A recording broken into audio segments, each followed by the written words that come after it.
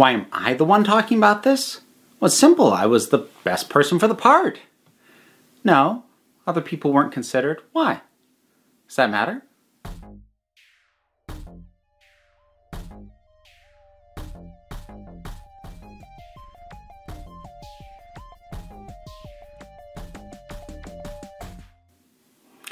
LGBTQ plus topic time, sponsored this time around by Skillshare. So I'm due to poke and pick at another rhetorical argument that I see often enough in my own comment section that I want to put my thoughts on the record and then just move on from it. So I have come at the topic of casting cisgender actors in the roles of transgender characters a few times already. And one of the things that people feel that I am wrong in my assertions about that topic do tend to claim is that the cis actors in question were right to play these roles because they were, quote, the best for the part. Now, I'm going to be focusing this conversation as it applies to trans character casting, but it's an argument that also gets deployed on the topics of racial recasting, or casting an able-bodied person in a disabled role, or even aging characters up significantly or down significantly. So what I'm going to say would actually apply in other similar circumstances.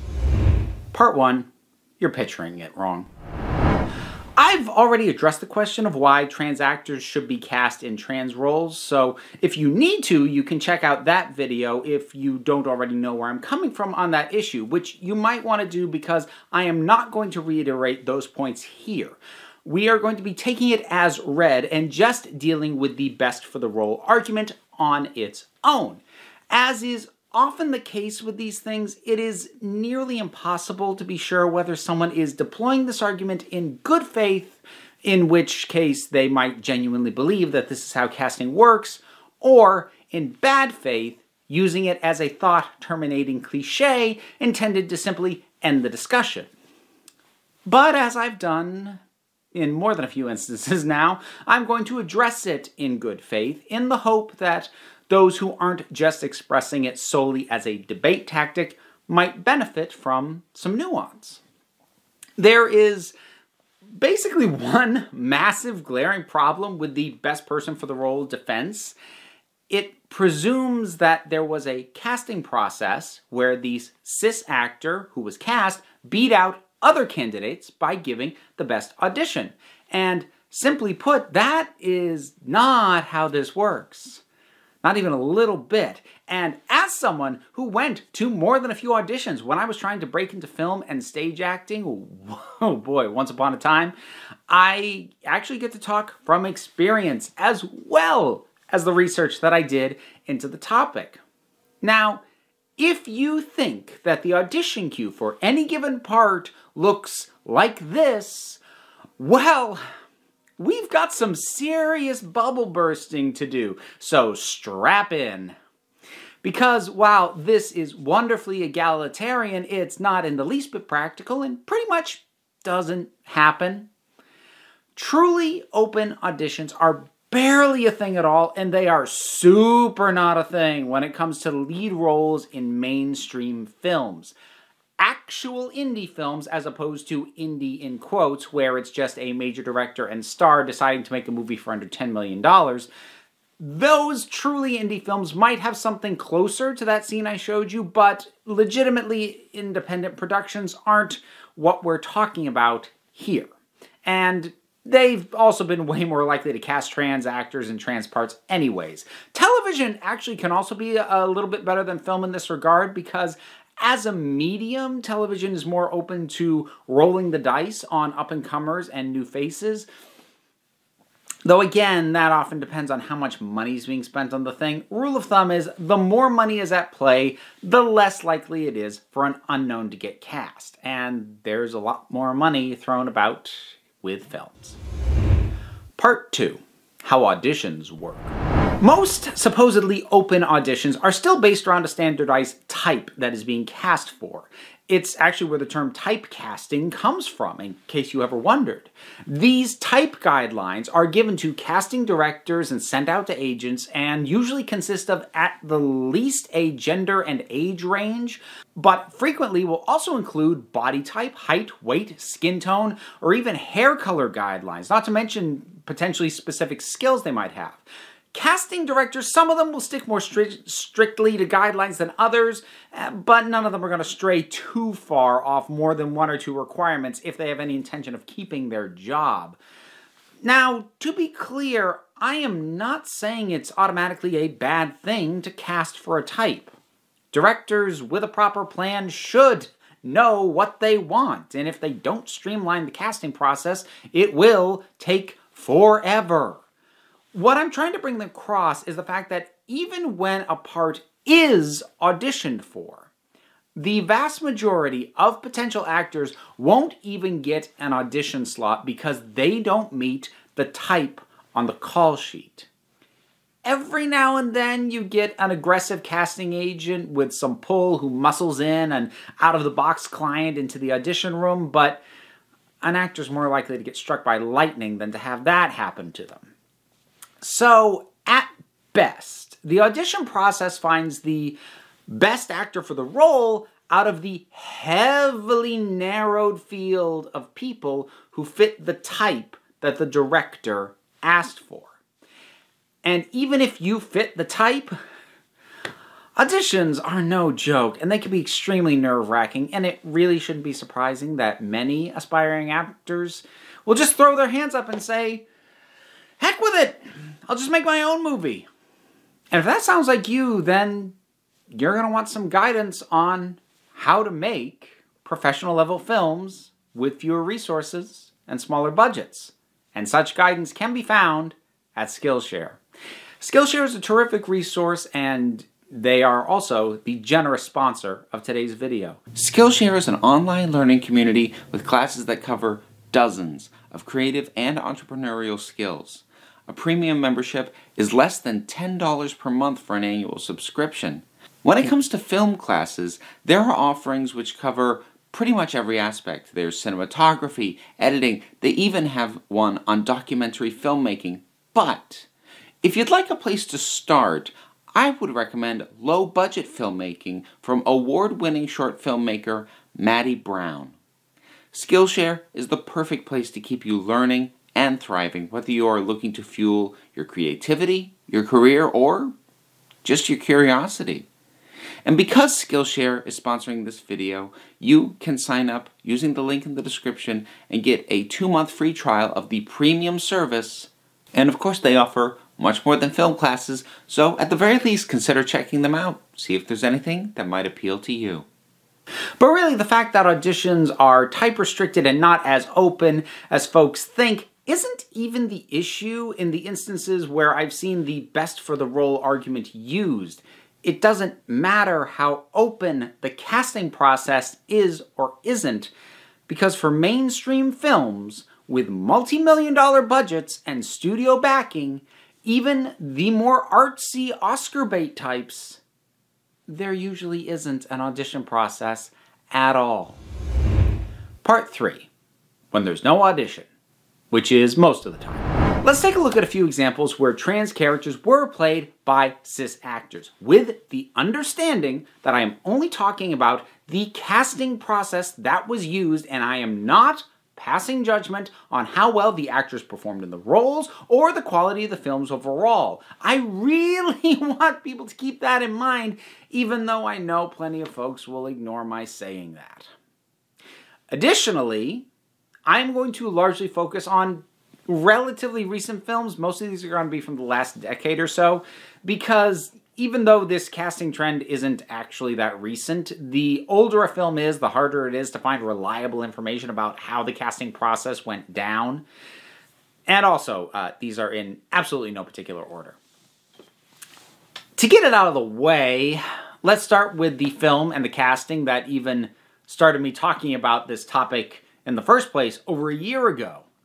Scarlett Johansson being cast to play a trans man in a real-life inspired film that was to be called Rub and Tug. She was brought onto the project along with director Rupert Sanders, who she'd worked with previously on The Ghost in the Shell, the live-action version. The two of them apparently rather enjoyed working together, and they were simply attached to the project. Now, this film actually didn't end up getting made, but we'll come back to that. Just stick a pin in it. The point is, there was no audition process. No one else besides Johansson was considered. Now let's talk about The Danish Girl, also based on a real-life figure. This film actually bounced around for a while before it eventually got made, but from what I could find, at no point were they holding auditions for the lead role. Originally, Nicole Kidman was attached under a director who ultimately left the project, and then eventually she also moved on. When the director who actually got it made, Tom Hooper, came on board, he said that Eddie Redmayne was in his mind from the first time he read the script. So Redmayne only had to say yes and didn't audition against anyone else. The film Albert Nobbs is a bit of a curious case because star Glenn Close had actually played the role in a stage version of that exact same story all the way back in 1982. And she then spent ages trying to get a film adaptation off the ground. So, first of all, props to her for persistence, and obviously since she was at the heart of it being made in the first place, nobody else was ever in contention for the part. Then there's the film Transamerica, which actually gives us our first deviation from this pattern. According to transgender actress Alexandra Billings, she was actually cast in the lead role only to receive a phone call 24 hours later telling her they couldn't use her because they needed a recognizable name. The film ultimately was made with Felicity Huffman, who Billings did praise for her work, so there doesn't seem to be any bad blood there. This story about the casting process didn't come out until some years later, and I'll admit I couldn't find a ton of corroboration for it, but I also couldn't find any of the people involved in the film disputing this story either. So let's actually hop back to the 90s and talk about Priscilla, Queen of the Desert. I was actually surprised how much I could find on the casting process of this film, but, you know, given its age and nearly indie status, but that kind of happens with cult classics. Way more information gets compiled than you would otherwise expect. So, if you don't know this film, it's about drag performers, and that is not the same thing as being transgender, but one of the core three cast is a transgender woman. The character is, rather. The character named Bernadette is played by Terrence Stamp. He wasn't the first choice for the role, and the filmmakers considered and approached Tony Curtis, John Cleese, and Tim Curry before finally landing on Stamp. Despite going through multiple options, none of these men had to audition, and only cis men were ever considered or offered the part. It's time we come closer to the present and touch on Dallas Buyers Club. Originally, Hilary Swank was in talks to play the part of a trans woman. She ultimately did not sign on. After Swank, Gael Garcia Bernal was in negotiations for the part, though it would ultimately go to Jared Leto. Again, despite multiple people being considered, none of them had to actually audition. It was always just down to the negotiation process and who ended up saying yes. Since I mentioned Hilary Swank, let's actually talk about a truly indie film so we can have an instance where there was an actual lengthy audition process. Boys Don't Cry was the movie that put Swank on the map, and she was cast as a trans man after writer-director Kimberly Pierce auditioned hundreds of potential actors and wasn't happy with what she was finding. Something similar actually happened with The Crying Game. While it doesn't appear that trans women were being looked at for the role of Dill, director Neil Jordan did clash with producers because he insisted on finding a passable androgynous male, while the producers felt that a woman would have to be cast because no man would ever be convincing. Jay Davidson, who had no prior acting experience, was discovered at a wrap party and encouraged to audition. So, yes, when the project is small enough, auditions do happen. These two instances might sound like some lovely Cinderella stories. In a way, I suppose they kind of are. But understand that the films were held up due to lengthy casting processes, and in the case of Boys Don't Cry, it almost didn't happen at all because Pierce was on the verge of giving up the search after nearly 4 years of looking. And that is exactly why there aren't open casting processes for lead roles. Part 4. Does TV do it better? This is a slight divergence that I feel it should be touched on while we're here. I mentioned actually at the top that TV has a bit more leeway than films when it comes to giving a shot to new faces, and that does work in the medium's favor when it comes to casting trans characters. Broadly speaking, it's been way ahead of film when it comes to trans actors playing trans characters. Unfortunately, because TV production doesn't get the same obsessive level of attention paid to it in its development process, I had a much harder time tracking down how the casting process went for, well, basically for any of the shows I'm about to bring up.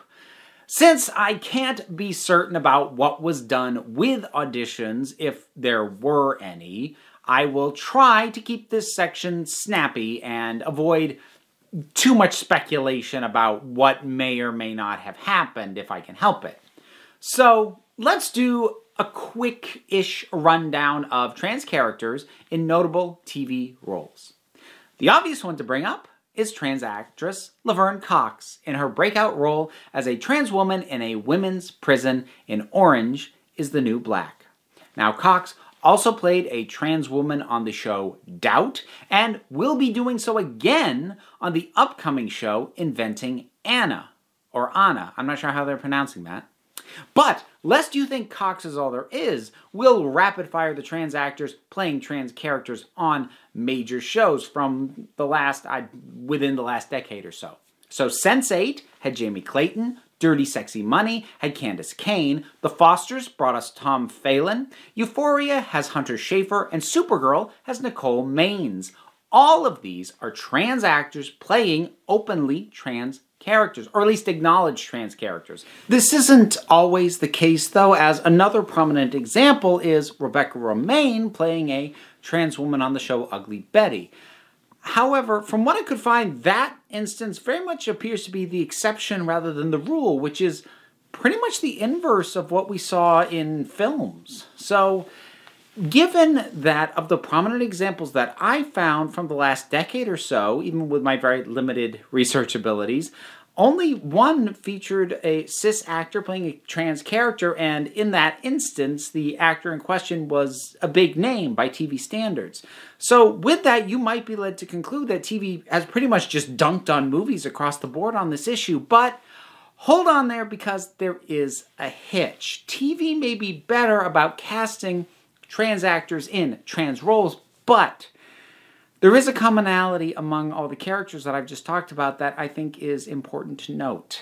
They are all either supporting characters or are part of an ensemble in a show that has no single lead character. None of them are the focus of the series. And that's one area where movies have the advantage right now because it's in film that we can find stories about trans people instead of stories that only feature trans people.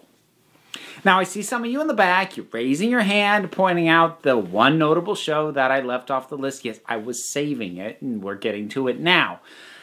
The one prominent instance of television having a transgender character in a lead that I could find was Amazon Prime's Transparent, which starred cis male actor Jeffrey Tambor, who, like Rebecca Romijn, is a big name by TV standards, playing a trans woman transitioning late in life. Or, at least it did star him until he was let go over harassment allegations, and what was supposed to be the 5th season of the show was instead turned into a single film-length episode in which Tambor himself did not appear. But my point is, the one instance, again, that I could find, where the show can be said to be truly about a trans character as far as the TV landscape goes, and look at that, we're right back to where we were on film. Cis actor, relatively big name for the role, and it's also one of the only instances where I could track down the casting, and apparently the creator had him in mind from the beginning, so no audition process. Hope you didn't pat yourself on the back too hard earlier there, TV. You've still got work to do. But hey, since I brought it up, let's jump on back to film and talk about Part 5, the need for a name. You've probably already picked up on the recurrent theme of film casting not having an open audition process because the role needs a name actor in order for the project to secure financing. And there really aren't trans actors with the box office clout to get a film made on the strength of their name. We actually saw that with the production of Rub and Tug. I told you we'd come back to that because when Scarlett Johansson left, the financiers also left as well because they signed on for a Scarlett Johansson movie and they actually didn't care all that much about the story being told. And that's just a business reality. I'm not going to pretend otherwise. The problem is it becomes a recursive self-perpetuating loop where trans actors don't get cast in lead roles because their name isn't big enough, but their name will never get big enough because they don't get cast in lead roles, and round and round and round we go. But we may have actually reached a point at this stage where casting a cis actor in a trans role goes down so badly with the target audience for these types of movies that it's not worth doing that anymore. Which puts us at something of a crossroads because either we're going to start seeing more appropriate casting or we're going to simply stop seeing these sorts of stories being made on film by anyone other than small indie productions. A bit like it was way back in the 90s. And if I were to guess, I suspect what we'll see is a period of fewer films with trans lead characters, at least as far as studio-backed films go, but more trans characters being played by trans actors in supporting roles like we're already seeing on TV, and hopefully those actors will start to get better recognized so that financiers might be comfortable casting them as leads. This still wouldn't really be ideal because it's a process that is likely to take a few years to cycle through, but it would at least be going in a better direction. Part 6, closing thoughts. Honestly, the entire notion of best for the role isn't just false when it comes to this kind of casting. It's false in virtually every case of casting a major part. Whoever ends up in almost any given role might well be the person the director believes to be the best for the part, but 99% of the time, that belief does not get tested by putting that person through an audition process. Yes, you can cite me instances where that happened, but they're very rare and you need to recognize that. So to treat the best person was cast as some kind of objective fact would be like declaring the winner of the Boston Marathon, but never actually making that person compete against other people in the darn thing. So we can add this topic to my collection of videos that I get to now just link wherever I see arguments brought up in the comments. I can file it right alongside my video on representation and the Chinese box office and Bill Potts as the agenda-pushing Doctor Who companion. It's just nice not to have to type out these arguments in full anymore. Honestly, I mean, these videos are really just about making my life easier. Thank you for watching and for making it all the way through. If you like what you've seen here, I hope that you will consider supporting me on Patreon. It helps keep the lights on and keep this whole thing going. You can also always like, share, subscribe, and of course comment because I do very sincerely love to hear your thoughts as long as they're expressed politely. Thanks again to Skillshare. Don't forget to check out the offer in the description. Thanks to the Green Mountain Cabaret for standing in line for my silly visual. And thanks to the people whose names you're now seeing for their continued patronage.